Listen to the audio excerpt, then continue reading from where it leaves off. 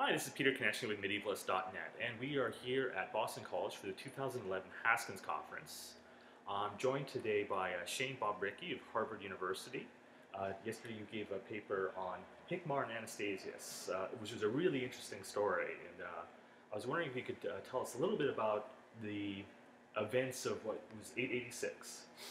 That's 868. Oh, Yeah, this is this story of two Carolingian churchmen of the third quarter of the 9th century. Hincmar is the bishop of Reims in West Francia, which is today France, and is probably one of the most important churchmen in Gaul in the period. And Anastasius Bibliothecarius is a papal librarian who is working out of Rome and is one of the most influential people in that corner of the early medieval world. And they both have really nasty reputations in their own time and in modern historiography. Hincmar as a forger of documents and a self-aggrandizer who stopped at nothing and was not afraid to rewrite any sort of history for the advancement of his See of France and for himself. And you call him the Rupert Murdoch of his yeah, time. and there's this fabulous short fake epitaph that was written before his death about his imagined death that says Hincmar was a thief of astonishing greed. He did one noble thing, namely, he died. And as for Anastasius, he also has a checkered reputation. On the one hand, he's known to scholars as a fabulous Latin writer and a very knowledgeable expert of Greek texts, and he translated a series of extremely important Greek texts for luminaries in the West. And so he has this kind of a good reputation, but on the other hand, he was known as a very ambitious individual in Rome who tried to become pope in 855. And that attempt kind of left him with a very bad reputation. And he was one of the anti-popes. Right, he was an anti-pope. So which is to say, he was elected pope, and then history went against him. You know, no anti-pope is going to say that they're actually an anti-pope, but it didn't work out for him.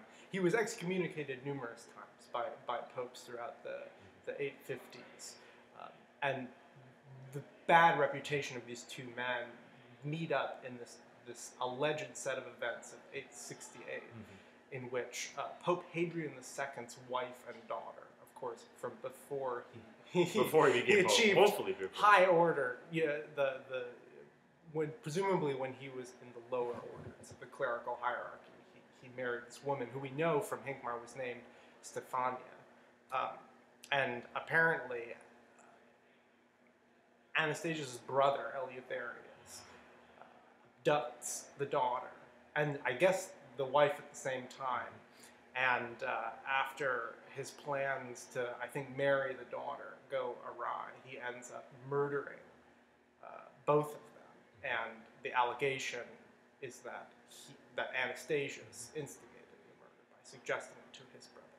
And anyway, this entire story, as well as the account of Hadrian's subsequent excommunication of Anastasius, who is left the only culprit standing after his alleged brother is killed by imperial missi, and their father or uncle, Arsenius of Orte, who's a kind of cardinal priest of ill repute, dies apparently talking to demons by divine intervention. And so the question is whether Anastasius actually did these things, and these murders were committed, and he was actually excommunicated in 868, or whether Hincmar, who had an axe to grind against Anastasius, because Anastasius dictated a lot of nasty papal letters written to him, whether Hincmar has actually invented the story in his Annals of San Bertone, which is the only source that preserves a lot of the details. Yeah, it just kind of like the way you kind of present it is like we're kind of faced with two kind of unenviable choices, like we believe Anastasius, like that nothing had happened, or we believe Hincmar, and like these are two kind of bad guys. Right. We only can really kind of believe one view of the story. So. And the problem is they were both heavily involved in the history writing of the time. So our account, all of our evidence really comes from the two of them. Anastasius may be in the person of his friends and collaborators in Rome, but the source on his side is the Vita Hadriani, the life of the Pope Hadrian, and that life in the Liber Pontificalis, which was probably written by Anastasius' friend John the Deacon, gives no indication whatever of any of these events taking place.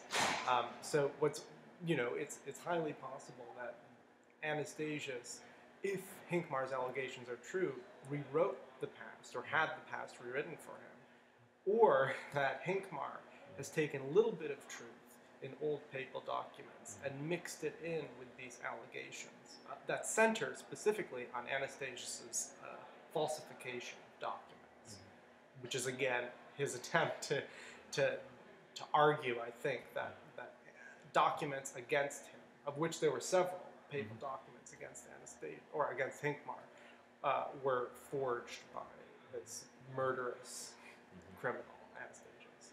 It's a fascinating story, and I wonder, how did you get interested in it? A lot of it develops from my work on the Vita Hadriani in the Liber Pontificalis, which deals with Anastasius in a very positive light. And I was curious as to the veracity of the story of 868, because the life makes very clear that even in 868 and then in 869, when Anastasius participated in the 8th Ecumenical Council of Constantinople, and afterwards, Anastasius he didn't skip a beat. He continued to function as an extremely important political figure in Rome.